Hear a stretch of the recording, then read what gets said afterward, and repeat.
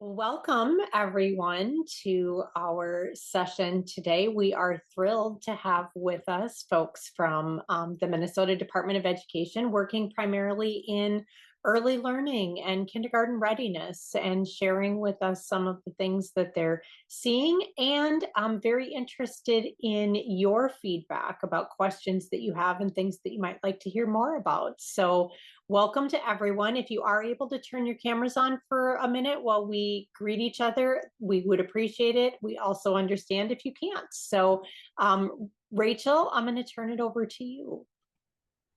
Yeah, awesome. Good afternoon, everybody. My name is Rachel Rasky, and I am an early childhood special ed professional development specialist. I sit on the early education team at the Department of Education. That is always so long when I need to say that out loud to everybody. So just thank you for allowing some of us on our early education team to be a part of this session today. We are glad that you're all here to learn a little bit more about what's happening in early childhood and kindergarten, and we're excited to share some information with you. So there are two people that I get to share space with often that are on my team. They are here as the presenters of the information today. So first is Olivia Christensen, and then there's also John Vappel. So I'm going to turn it over to them, and they are going to go ahead and start their presentation. So thanks again today for joining us. We appreciate your time. Thank you. All right. Liv, I'm going to go ahead and work on sharing my screen here, so bear with me.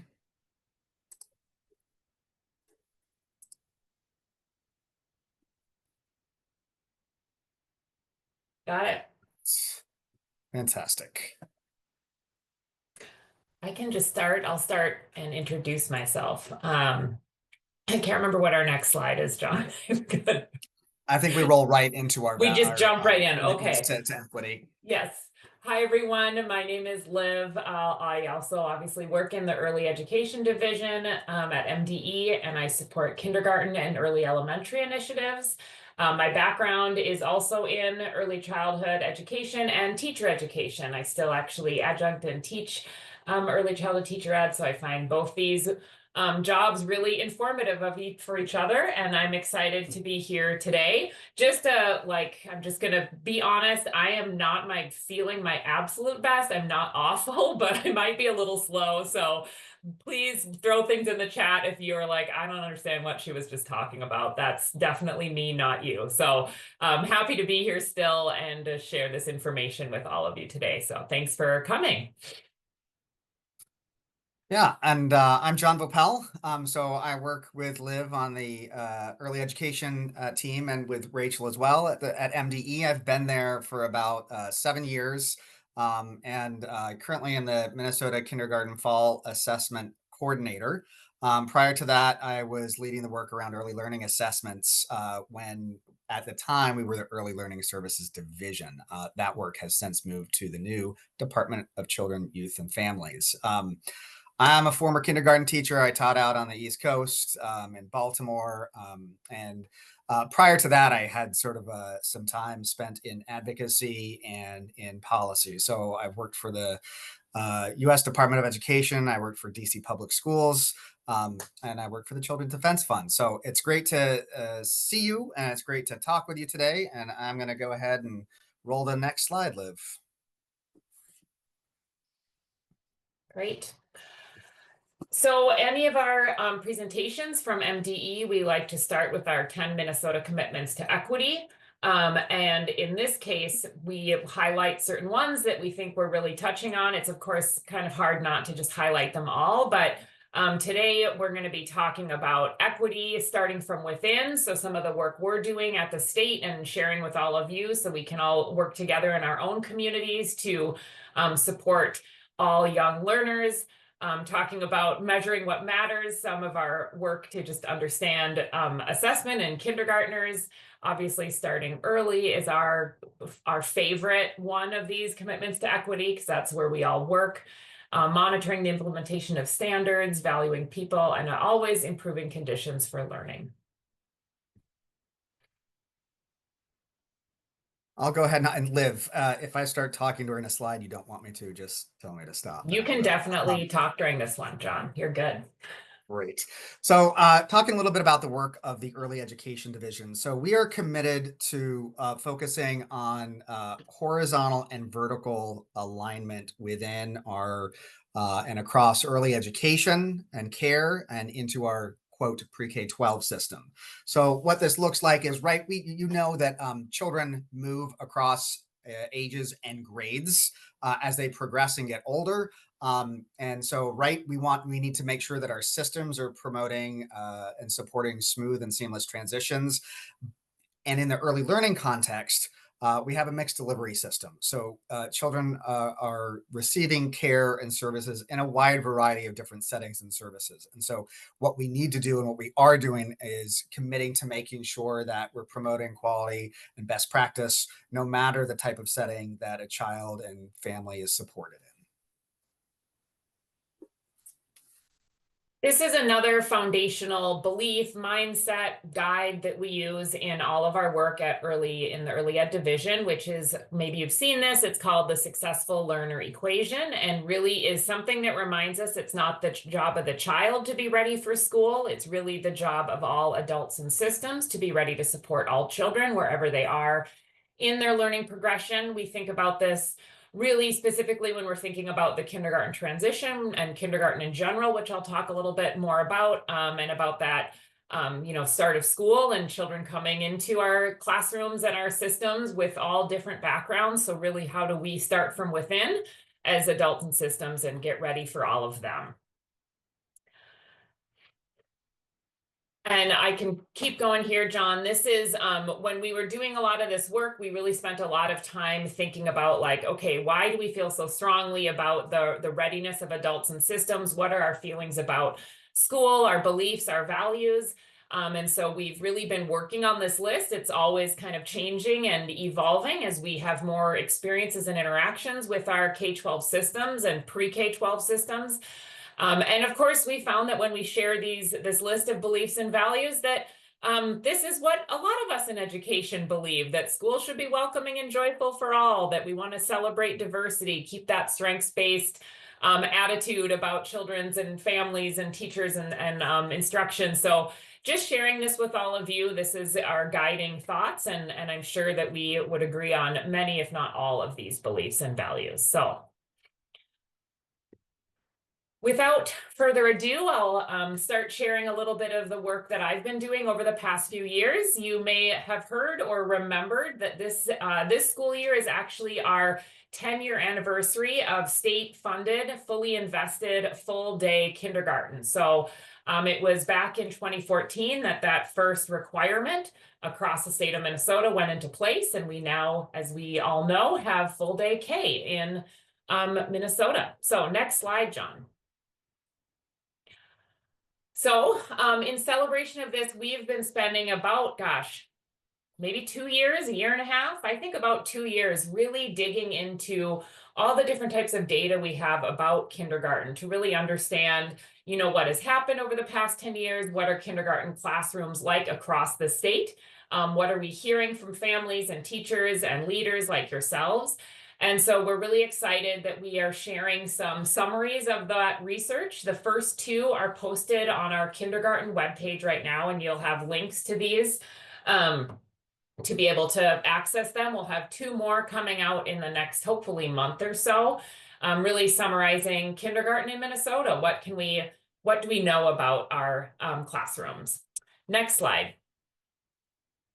And of course, we love sharing great quotes. We were able to do some focus groups with families and teachers and leaders and just community members about kindergarten. And we know the really positive, the benefits that kindergarten has provided, not only about the academic growth of young children and what families are seeing, social and emotional development as well. Obviously, cost savings has come up too. And just the always from teachers, the excitement of just being with kindergarten students, who so many are so excited to have started their school experience, and just a lot of comments about those light bulb moments and how life-giving they are for teachers as well. Next slide. So why the focus on kindergarten? Obviously, we have some strong pre-K systems in Minnesota as well, but yet not universal. So kindergarten is really unique in Minnesota, is that it's our first universal entry point for learners and their families into our education system. So really seeing it as that sturdy bridge, that really critical entry point, really wanting to make sure we understand what's working well, where we can provide further support and share that back, obviously, with all of you and with other partners in the kindergarten world to make sure that we're really supporting children as best as possible. Minnesota is actually one of really only 16 states and the District of Columbia that require districts to offer full day K. So it's not a national reality in many places. So really great that we offer that, and means we really need to recognize it. Next slide. So who are Minnesota's kindergartners? Here is just kind of a snapshot by race, ethnicity, and just enrollment numbers in general. So you can see that I want to clarify that while enrollment has gone down a little bit over the past 10 years, we do want to recognize that just population in Minnesota in general has gone down. So that is somewhat reflective of why we have a few less kindergartners, but still, based on those estimates, about 89% of Minnesota's 5-year-old, so age-eligible students, have been enrolled in kindergarten over the past 10 years. So obviously the vast majority. And then most of them by far are enrolled in full day K. And like we see in schools and in our population in general, the percent of students that identify as Black, Indigenous, or students of color has increased. So to think a little bit specifically about English learners and some of our cultural diversity, over the past 10 years, about 14% of our student population have been English learners. The top languages are Spanish, Somali, Hmong, and then other languages in addition to English. We have been conducting a kindergarten teacher survey for 4 years now. And just this past year, so I'll be sharing that data throughout this presentation, 62% of our kindergarten teacher survey respondents said they felt successful or very successful supporting their multilingual students. So while that's obviously more than half, it's good to hear that a lot are feeling really good about supporting these students. We still want to call out that means there's, some 40% of teachers that are needing some support in supporting their multilingual students. And as we see our population diversifying more and more, we really want to make sure that, together with you and from the state and with our partners across our agency and across communities, we're really helping teachers to get the information they need to best support their students. One little piece, next slide, kind of in this slide, I was figuring out where to throw this good information in, is that we have recently produced some new materials to support that kindergarten transition. So this is on our kindergarten transition website, which again, I'll make sure you have a link to. And we have a whole bunch of new resources, and they are very community-based and culturally relevant for specific cultures to support that transition, to help teachers communicate with families, to work across the pre-K and K continuum to best support that experience. So the next slide just details a little bit. I'm not going to go through each one of these tools because we only have an hour today.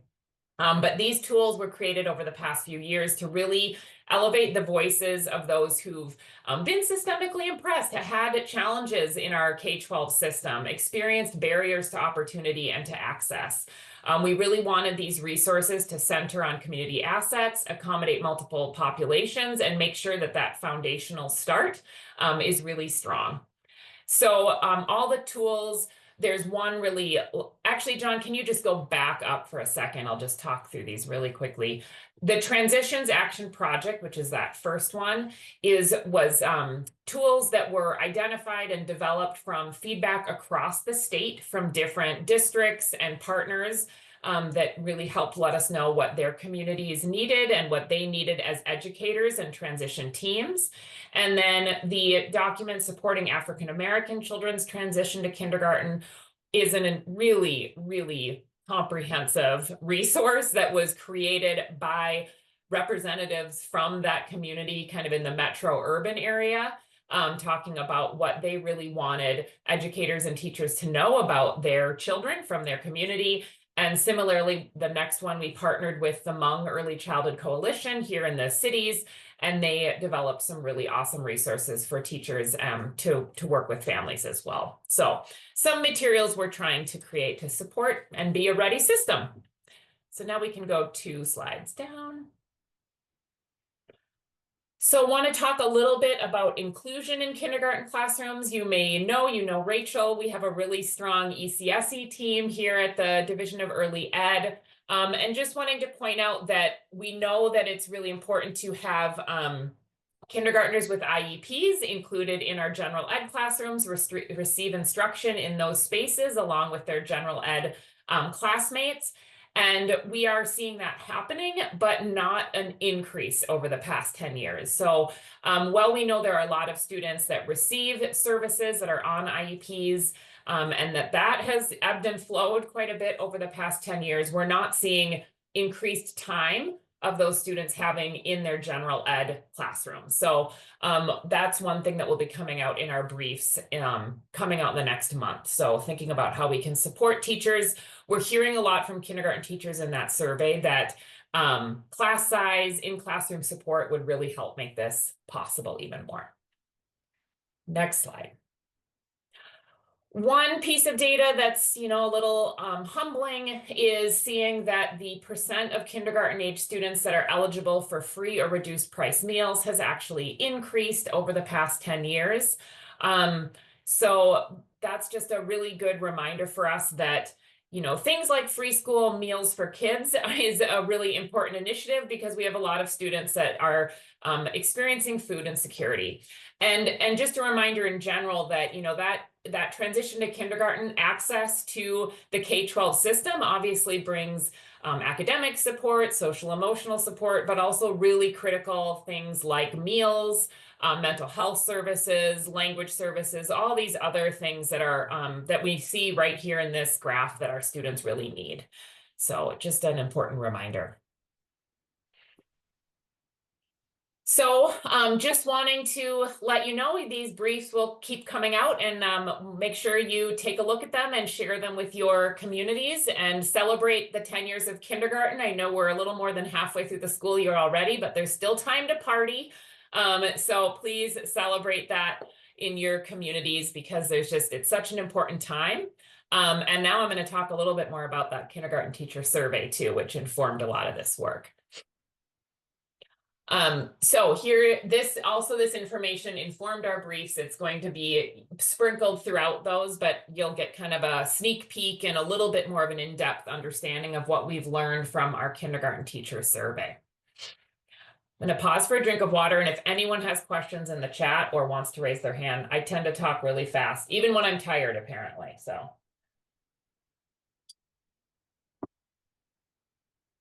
All right, I'll keep going.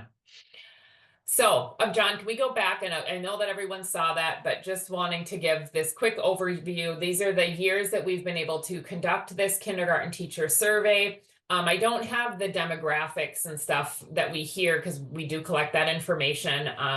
Generally, we hear from a little bit from all over the state, a lot of metro responses, but we're getting a pretty good voices from all over Minnesota. Majority white women, but definitely we hear from every racial identity box that we're able to offer has been checked each year. So a little bit from everyone. And then this last year, we were able to offer gift cards. We'll talk a little bit more about some focus groups we did around the kindergarten fall assessment. And so we got a pretty good response last year as well. And then in 2023, we also reached out to first grade teachers. So moving on. Okay, so in general, we're seeing that kindergarten teachers are feeling successful. Oh, this is one edit I did not make. Sorry, I thought I did. As you can see, the bottom access does not have the same words, but oh no, I'm looking at the wrong one. Sorry. Sorry, everyone, I'm looking at one on my screen, but we do have the right one. So in general, 3/4 of our respondents are feeling prepared or very prepared to support children with a range of knowledge, abilities, and experiences. So that is really great because that's what kindergarten is all about, is having children come into those classrooms with in a variety of places, from a variety of experiences, different points of their development, rapidly developing. So it's really critical that kindergarten teachers feel prepared to do this work. Obviously, we'd love it to be 100%, but you know, we're looking at the glass half full here, is that a lot of teachers feeling really good about that. Next slide. Getting more specific to social emotional learning. This has been something that we've really thought a lot about and shared across our agency and looked at all the other initiatives going on, is that we are hearing, just, I'm sure you've all heard, seen, experienced, just really this increase in the social, emotional, and mental health needs of all students, including kindergarten age students. And we're hearing that teachers, really only about 50% of teachers are feeling like they are prepared to meet the needs of their students. And of course, this doesn't mean that they weren't prepared in the past. Perhaps they are in a situation where the demands have increased or changed or whatnot. So really recognizing that teachers are needing help with the social, and that children are needing help with their social, emotional, and mental health needs. One thing that we like to point out in the next slide is just that we know that, as you can see, the ESIPs, the early childhood indicators of progress, I don't want to go too far down a rabbit hole here, but these are our early learning standards. So from birth to pre-K. And they include some domains of learning like social, emotional, and approaches to learning. And so there is then inherently a focus on that area of development in a lot of early learning spaces. And then when we move to kindergarten and the K-12 space, those two things about social, emotional skills and development, approaches to learning, which are, you know, a lot about approaches to learning, concentration, things like that, are no longer elevated in the same way that some of our academic areas are, which can lend itself towards a little less focus, curriculum attention, things like that, which are just things we always want to bring to other people's attention. And especially when we hear that paired with that call from teachers that they really are feeling like they need support in the social emotional needs in their classroom. So thinking more about instruction. You know, we talk a lot in the early learning world about developmentally appropriate instruction and play-based instruction, which is really the way young children learn best. And so we have asked for 4 years how supported teachers feel delivering developmentally appropriate play-based instruction. And as you can see, it is about half. And in fact, it's gone down this last year. And the percent that feel actively unsupported is going back up, which is a concern, knowing that this is how children learn, through play, through exploration, hands-on activities, and so on. And if you can go to the next slide, John.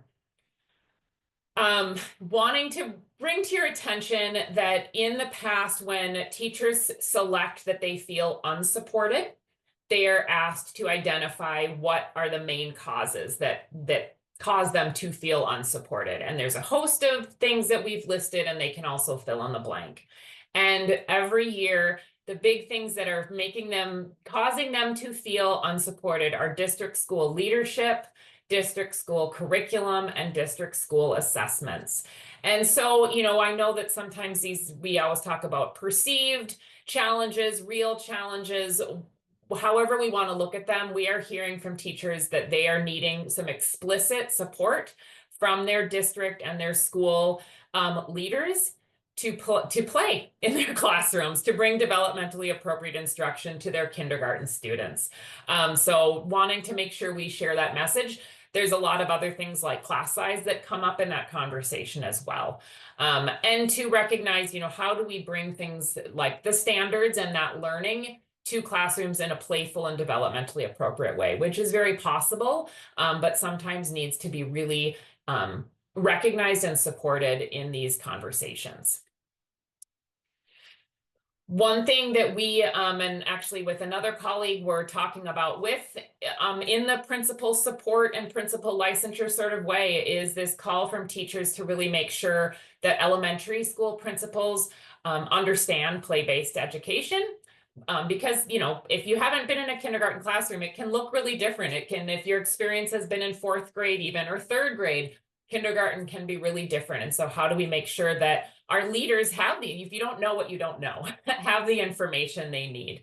I would never imagine to know what it's like to even teach middle school or high school, for sure. So making sure we recognize that everyone needs help in this situation. And so I'm posing this question: how can we support district and school leaders in their understanding of early childhood development and learning? This is a question we in our division ask ourselves. And of course, speaking with all of you today is just one way. I think trying to get this information out there is one step in that direction. Another project we did was just created alongside kindergarten teachers and some other early childhood advocates, a statement on play, which we will, again, it's a really awesome 3-page infographic that is written by our community, Minnesota teachers. I don't think you would find this definition wildly different from anything else you might download off the internet, but just wanting you to know that these were words in this order, in this way, chosen by Minnesota educators to describe what play should look like. And we were specific to kindergarten in this case, but I think it applies to all grade levels. And they also worked on kind of breaking down different types of play. So one just kind of document that we wanted to create to get it out there to remind us all that play is good and play is okay in kindergarten, and what can it look like and how can it support learning. So that is available for you. Kindergarten, and so just kind of some general things we're hearing from kindergarten teachers is that they really benefit from collaboration time with other teachers. They identify a big benefit of access to additional supports like mental health consultations, time with special ed staff, an understanding of young children's learning progressions, so just kind of their own probably foundational knowledge in early childhood development, but also ongoing support and seeing how that can show up in the standards, how that can show up in their curriculum and assessment work, and making sure they have materials that reflect those needs, that reality of young children. And I just will say in any time there's any sort of fill in the blank for any of these surveys, 1 to 100 teachers will make that call for smaller class size or consistent in-classroom support. So that is a really big call we are hearing. And I'm almost done here, John, kind of passing the baton to you with these ones. This is just a glimpse of some survey questions we've had around assessment, and this actually brings in 1st grade teachers as well. That's the green. So asking them what sort of assessment methods they use. And as you can see, what we would call authentic or observation-based assessments that are done where the child may not even know there's an assessment happening. They're just acting. They're just being themselves in their classroom. Work sample, maybe a checklist of skills that might be something that the teacher observes. Having those conversations with families and observation are the most used. Well, almost the most used, but definitely the ones we want to elevate the most for teachers. And I'll say that we've also asked in past surveys where they might select an assessment they use and then rate it on how useful it is. So while I know a lot have said paper worksheets, they're often rated as things they're using, but they're not finding super valuable. Teacher observation, something they use and find valuable. So that is a bit of information there too. And this next slide speaks a little bit to that as well. That authentic assessment is what they have consistently said they find the most valuable. Direct assessment, so things like timed tests, quick iPad tests, they might be using a lot, but don't always find as valuable in their instruction. So Without further ado, I'm going to pass it off to John. I will be here and be happy to answer questions in the chat or whatever comes up as we go on. But thank you so much for listening. I'm really excited to have shared this information with all of you. Liv, that was an impressive run through. We're going to pivot now a little bit, and I'm going to talk about and give some updates on Minnesota's kindergarten fall assessment. I will probably refer to it by the acronym of KFA, Kindergarten Fall Assessment, moving forward, just for to make sure that for brevity. So, little background on the KFA. So this was created, along with many other things, by the legislature in May of 2023, so last legislative session. And the primary purpose of the KFA is to provide a statewide snapshot on what kindergartners know and are able to do at the beginning of kindergarten. Specifically, we have to provide a data point, which is the percent of kindergartners who met or exceeded end of year pre-K standards during the fall of kindergarten. So, number one, want to highlight, we're not assessing kindergarten academic standards because those are end of year standards and they're being assessed at the beginning of kindergarten. So that's an important point to make. We plan on pairing this data with other sources of information to help answer the sort of big meta question. What supports between birth and third grade do Minnesota's learners need in order to be successful in school? Some additional details about the KFA that you might find helpful. Number one, we want to flag that this type of assessment is not unique to Minnesota. Many other states have statewide kindergarten assessments. I think it sort of varies year to year. It's probably a little bit over 30 right now actually have a statewide kindergarten assessment. Like many things, like you and your districts have to do, we have to meet the statutory requirements, but stay within the budget parameters that have been provided to us. So like we are operating with some constraints and with some parameters. We have been prioritizing input about the KFA prior to actually designing it. So there's not a lot of how it's actually going to work and function that I can answer at this point in time, because we've been soliciting input, and there's going to be much more. I'm going to walk through what our initial themes are that we found through a wide variety of community engagement that we've conducted to date. Right now, the statute calls for the assessment or assessments being valid and reliable, and they must align to the early learning standards as well as the kindergarten academic standards. So, as Liv was detailing earlier, the difference between the two sets of standards, just wanted to point out that there is a little bit of a gap between those domains across early care and education and the pre-K-12 system. We know we're not going to design the assessment. We don't have the time. We don't have the budget. So we will be using pre-existing assessment or assessments to do this work. Let's talk a little bit about how MDE plans and intends to use the data. So there are a number of ways that we do plan to use the data. So number one, like this just goes back to the primary purpose, which is a state level overview or snapshot of the percentage of kindergartners who met or exceeded end of year pre-K standards. And that's going to include reporting for diverse groups such as multilingual learners and students with disabilities. Once again, pairing this information, assessment data should not be used simply by itself to determine whether or not a system is succeeding or not. So we know that we need to pair this data with other sources of information to help identify resources in order to help improve programs, both in schools, but also in early learning settings as well. We know that this data has to be paired and partnered and shared with our families and communities and others to support successful transitions into and beyond kindergarten.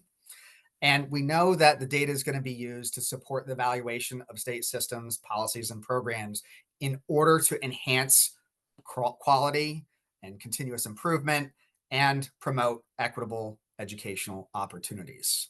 Wide variety of ways that the data can be used. There are also a number of ways that we will not use the data, and we want to be very clear about this from the very start. So number one, the data and the assessment won't be used to determine whether or not a family should have delayed their child's enrollment in kindergarten. It's not the purpose.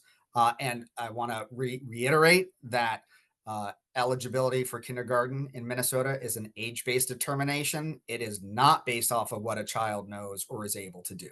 And it's incredibly important to think about that, especially in terms of families and students who have different experiences. So thinking about our students with disabilities, thinking about our multilingual learners, thinking about our children who don't have perhaps the opportunities to be in some of the early care and education settings that others might have. We will not use the data to create a negative narrative or picture about children or families. Like, this initiative is not about blaming, not about shaming. It will not be used to encourage, promote, or engage in developmentally inappropriate instruction or practice. I think as we think about assessing some of our youngest learners, this is really important. And it goes back to some of the points that Liv was making about how children learn best and how we can create joyful and exciting and curious environments and learning settings for our children, so that they want to be in school and that they're very engaged, deeply engaged, and having fun. Lastly, data won't be used to judge, shame, or punish either children or families or educators or programs. It's not intended to be a high stakes assessment. The timeline for the kindergarten fall assessment. So school year 2023-24 was when it was the first year of the program, and we were initiating our community and partner engagement work. In school year, the second year, school year 2024-25, we continued that engagement work, and we sort of started to sort of dip our toes a little bit into planning and design. That being said, we're still very much anchored in the engagement piece. And this is important because the statute calls for compliance in school year 25-26.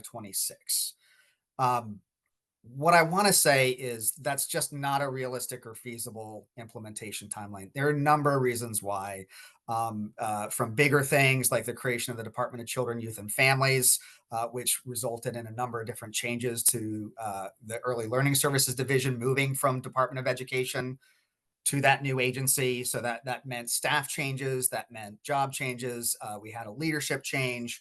And the reality is there's a lot to pull off in a short period of time. And so just want to flag, we don't have a set timeline to say, here's when implementation will happen. We're exploring that. We're thinking about this. We know that time is pressing and urgent, and we don't have forever. We have a budget, and we need to realize things. At the same point in time, we need to make sure that this is done well and done thoughtfully. Let's talk about the engagement work that we've conducted to date. So last April to June in last year, we contracted with a group called the Improve Group, and it was to engage families of young children, kindergarten teachers, and other educators who work with kindergartners, as well as district and charter school administrators, as well as early care and education professionals. So talking childcare, Head Start, and school-based programming, and another group of individuals with valuable expertise related to young learners. And those were state and national experts who had a depth of expertise about young children. And the result of all that engagement and work that was conducted by the Improve Group were two reports. They're currently posted on the KFA website. And one of them is a short 2-page summary of those themes. And then there's a much more comprehensive, about 50-page report. If you want to get into the details and see much more, you certainly can. And there are a number of different tables and a wide variety of quotes, I think, that are really helpful. So we have those on our website. However, I'm also going to be walking through what those key themes are so that you can see and hear them now. And again, we gathered input prior to designing the KFA. So across all modes of engagement for this work, 200 individuals participated in focus groups that was part of this analysis. We had 519 kindergarten teachers who completed a kindergarten teacher survey who were part of this analysis as well. And then there were 7 key informants, or people with the depth of expertise around young children and child development and assessment, who we also interviewed, and their information was incorporated into the analysis. Well, I should say the Improve Group interviewed them. So overall, over 700 people contributed to this initiative, which we feel overall pretty good about. Specifically for the focus groups, right? I mentioned there were about 200 people. There were 8 focus groups with 58 teachers and educators. There were 4 focus groups that had 33 administrators, again, across both districts and charter schools. There were 10 focus groups for families, and 73 families participated in those. I do want to flag one focus group was specifically for Spanish speakers. One focus group was specifically for Somali families, and interpreters were provided. We provided some compensation as well, too, for those who were able to participate. Lastly, we had 4 focus groups with 36 early care and education professionals who participated. We're going to organize the key takeaways around 5 principal areas. So purpose and use being one of those. And so like, as we thought about the questions that we wanted to ask and some of the interviews and the information we wanted to glean, we sort of had to start with some of the like the first tier questions that we needed information on so we could then proceed with planning. So number 1, the purpose and use of the assessment. 2, the method of assessment. 3rd, the development and learning to actually be assessed. 4th were things around the actual implementation design of the kindergarten fall assessment. And last, learning a little bit more about how to communicate results. So regarding the purpose and use of data, focus groups highlighted that the purpose and use of the data must be made clear. The brief overview that you received as part of this presentation about the KFA, participants received that overview as well. I mean, that wasn't able to be provided for those participating via the kindergarten teacher survey, but all the focus groups and the expert interviews received some background information. That being said, even though some of those broad purposes and uses of the data were covered, participants still felt that the purpose and use of the data should be made clear, must be made clear. They also suggested that an asset-based approach is essential. Again, that's not surprising. And what's nice is that that fits in very nicely with the beliefs and values that Liv mentioned earlier around the successful learner equation. In terms of method of assessment, this sort of plays a little bit off of some of the slides that Liv was sharing, but there was a preference, and this was really a question that we asked predominantly of our kindergarten teachers and educators working with kindergartners, because those will be the individuals who really be responsible for assessing students. We also asked this of district administrators as well, too. So there's a strong preference for a play-based hybrid of both authentic or observation-based assessment, as well as direct assessment that covers different knowledge and skills. And so you can sort of see, right, this sort of chart sort of maps out that hybrid really was the preference to do this. And we know like there's some real trade-offs in terms of the type of assessment. We know that observation-based assessment or authentic assessment is typically quite time consuming. It takes a lot more time, and direct assessment tends to be quicker, a little more efficient, and easier.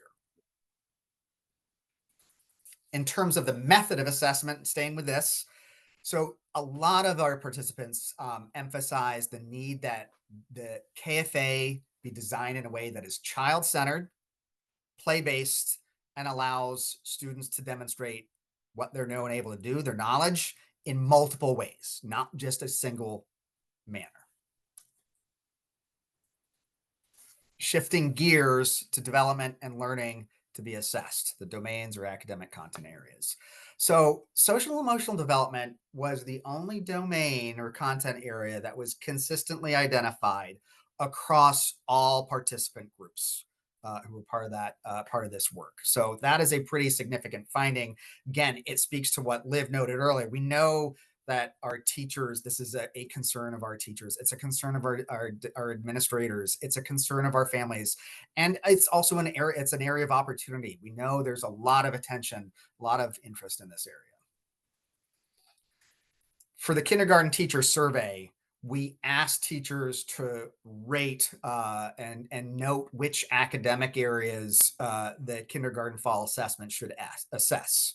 So you can sort of see English language arts, ELA rose to the top. It was the most commonly selected academic content area. 93% of respondents said that should be assessed. Mathematics was just a titch below that at 90%, still a lot, quite popular. Social emotional learning was next at 85%.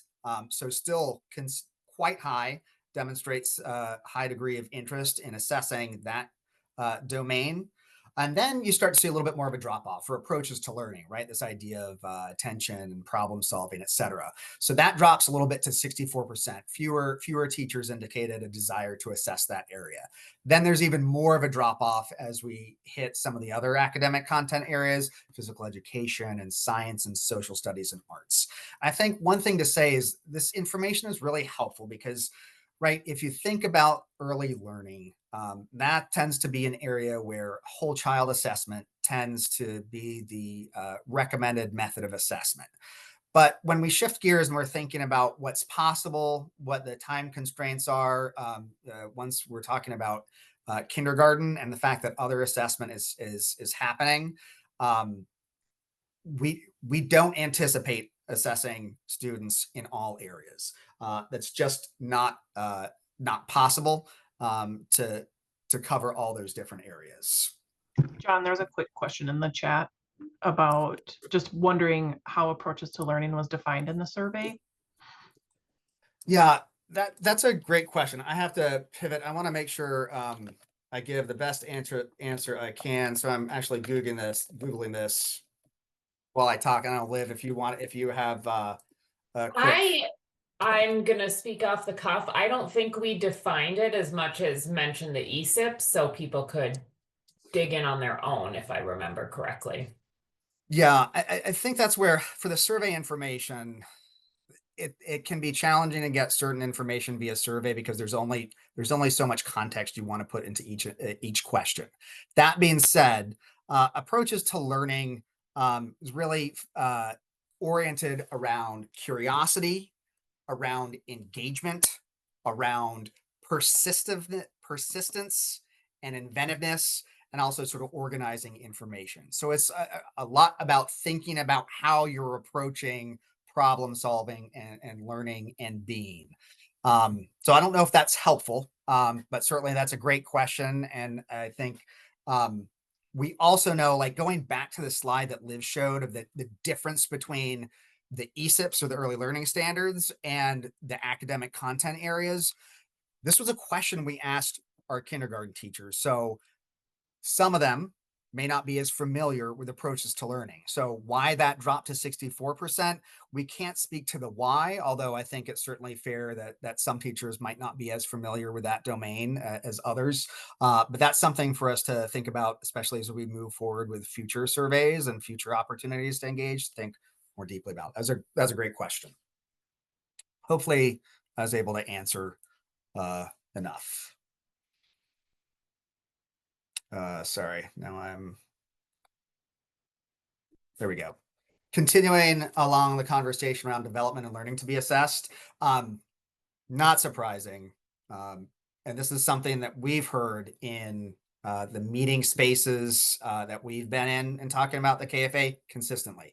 So participants cautioned about duplicative assessments. And that's something, again, that is pronounced and is very clear and something that we know. Like we know that our educators are feeling the crunch. There are a number of new requirements that they're being faced with, from the READ Act to new screening requirements in kindergarten and elementary school.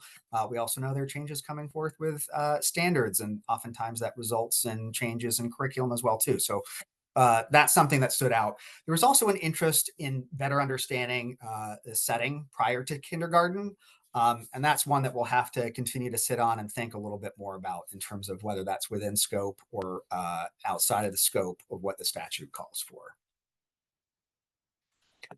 In terms of implementation design, 4 things to flag. Number 1, cultural responsiveness. The participants felt the design and administration should be inclusive of a variety of different cultures and backgrounds. For language considerations, it was recognized that administration in a child's primary language is preferred.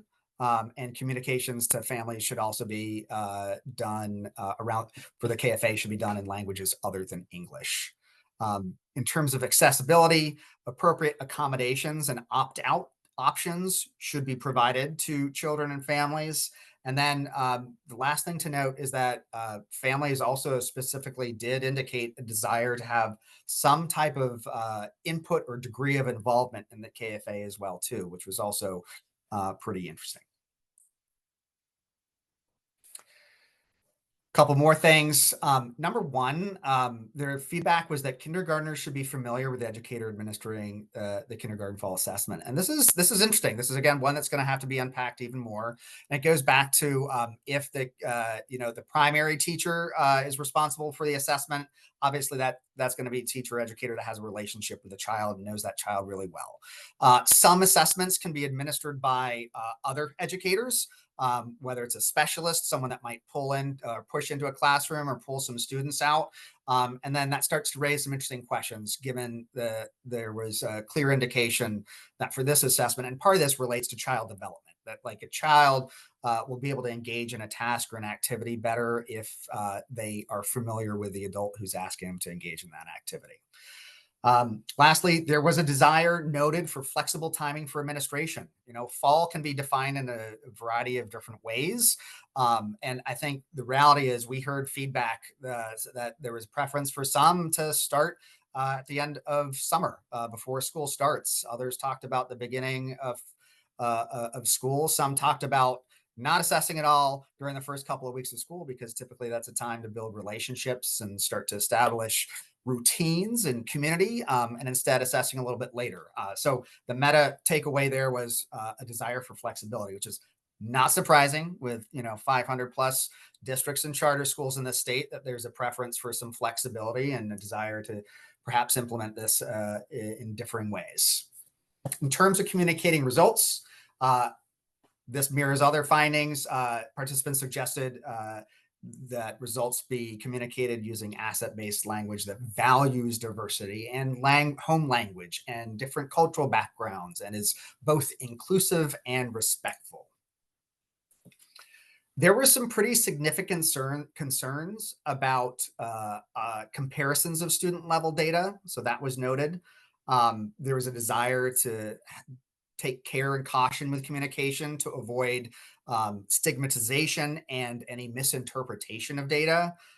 And the need was noted to allow for tailored messages to different groups. Lastly, there were some themes that didn't fall into those 5 clear categories that we were asking specific feedback on, and the Improve group wanted to make sure that they highlighted these, and they are still extremely important and relevant. Number one, no surprise, families care deeply about having good and solid communication with their child's teacher. Having an interpreter does not make an assessment linguistically appropriate. I think that was a warning that was shared. This mirrors an earlier finding, but teachers expressed a lot of concern and stress about the ever increasing workloads and responsibilities that they're tasked with, especially those things beyond, quote, just direct beyond teaching. And families also acknowledged that reality as well, too. And I think the last thing is that teachers really indicated they know that play-based learning is developmentally appropriate and really ought to be and should be and needs to be included as a core instructional method. What's ahead? Continued engagement. And so that means making sure that we're communicating the results of these findings and what the themes were. We're in the process of hiring a kindergarten fall assessment specialist position to join the KFA team. We're excited about this next one. Liv is also engaging in this work as well. We're partnering with Creation in Common to better understand young children's experiences related to kindergarten transitions and instruction and assessment. Children were a group that were not included in that initial engagement work. And we wanted to find a way to make sure we're channeling their voices and their experiences. And so we'll be partnering with Creation in Common to do that. And I think there are a lot of opportunities, a lot of ways that information can be applied to our work. The current plan is to identify an assessment or assessments through a public request for proposals, following our state's rules for government purchases or procurement. That's the current plan, although that could change. And then proceed by awarding a contract for the kindergarten fall assessment. Lastly, I noted earlier, trying to get a better handle on what the timeline will be. And we know that's extremely important. That's something that we want to be able to communicate to our districts, to our educators, to our community partners, because that's going to be top of mind, obviously. John, there's just, I know we're close to time and I know that, but there's a one question in the chat that I'm curious if you want to provide a little bit more insight on, and I think it's related to slide 44 about duplicative assessment. Somebody asked, given the last slide, which I'm assuming was 44 or around that time, does that mean that there will be intentionality to align the KFA with the READ Act just to enhance the alignment of assessment practices in that? And so I don't know if you want to elaborate on that like really quickly to get to that question, and then we can share the rest of the presentation. Sure, and the presentation is essentially over, so that's good. We have some resources, so we can go back and revisit that.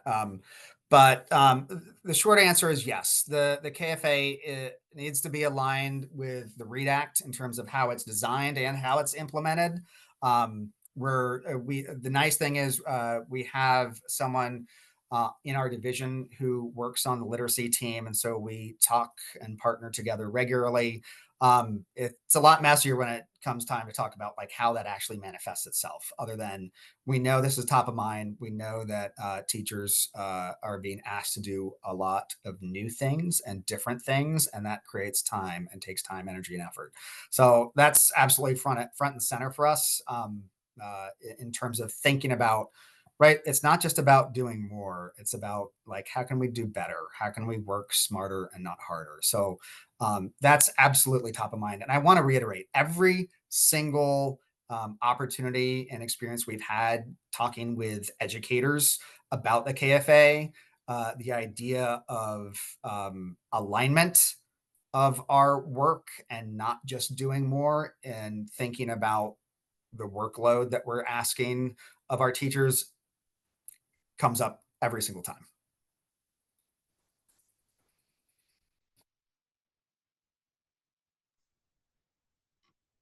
Right. I think that's all. Those are all the questions that I've seen come through the chat. So I think we're good to close it out. So I don't know if you have a formal closing or conclusion, but feel free.